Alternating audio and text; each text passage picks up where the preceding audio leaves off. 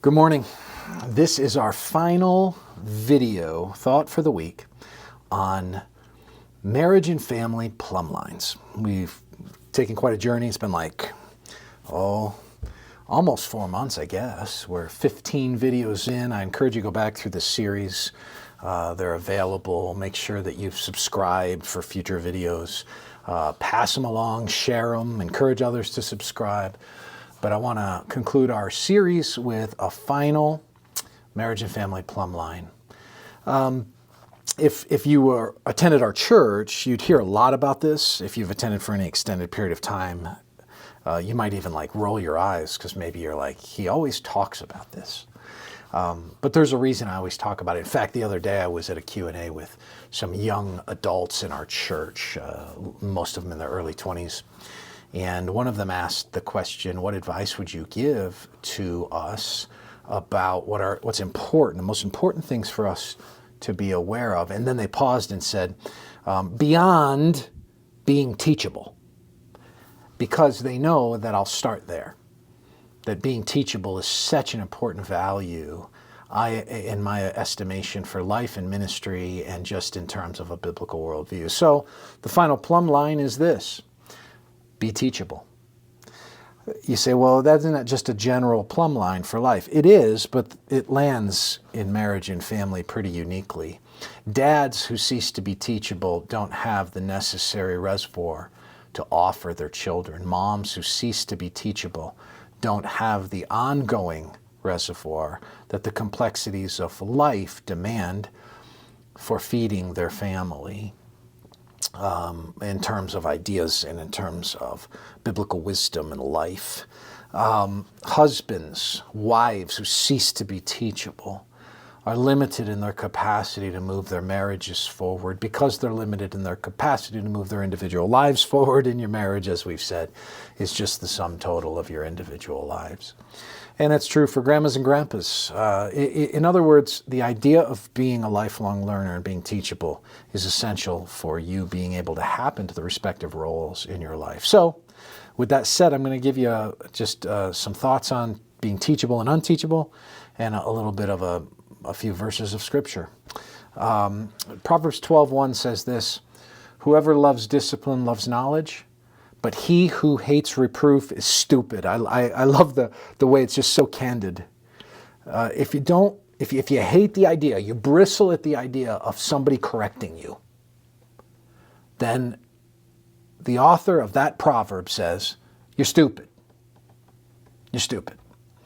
So, if you want to know if you're on the road to stupidity, ask yourself, when somebody corrects me, do I go, you're on the road to being stupid? So, here's the thought. Don't be stupid. Don't be stupid. Be teachable. It's important for human life. Let me give you some insights. Here's the first one.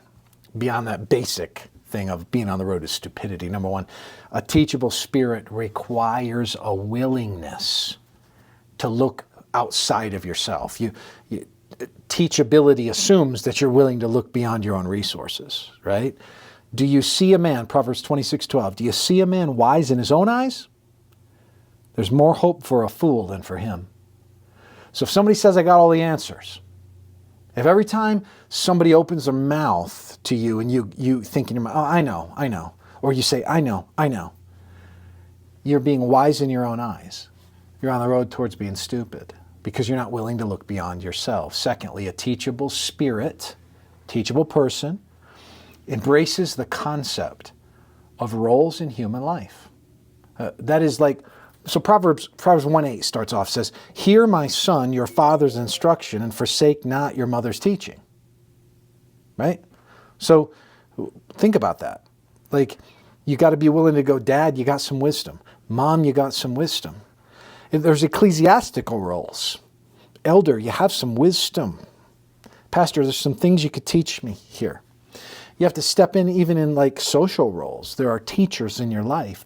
So the idea is embrace roles, because God in his economy places people in your life for particular reasons, for instruction. The unteachable person is a victim, number three. The unteachable person is a victim of self-deception. The way of a fool is right in his own eyes, but a wise man listens to advice. That's Proverbs 12:15. The way of a fool is right in his own eyes, but a wise man listens to advice. You're going to think, no, I got it. I know. And it's going to lead you over a cliff, and you're not even going to know it because you didn't check your wisdom with the wisdom of other people. You didn't have any accountability in your life, right? Person that bristles at accountability lacks wisdom. Number 4, the unteachable person puts themselves in the path of personal destruction. These are kind of self-evident from the things I've already mentioned, but here's a verse for you. Proverbs 13:18, poverty and disgrace come to him who ignores instruction, but whoever heeds reproof is honored. Want to get poor? Want to be humiliated? Don't be teachable. That's the recipe. Poverty, humiliation. If you want those in your life, think you know it all. Think you know it all. Number 5, the unteachable person puts others in the path of destruction. It doesn't just destroy yourself.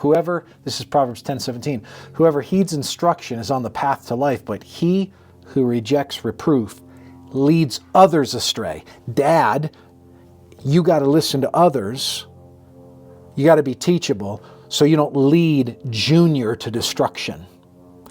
Mom, listen to others so you don't lead your kids away into destruction. Grandmama, granddaddy, same thing. Same thing.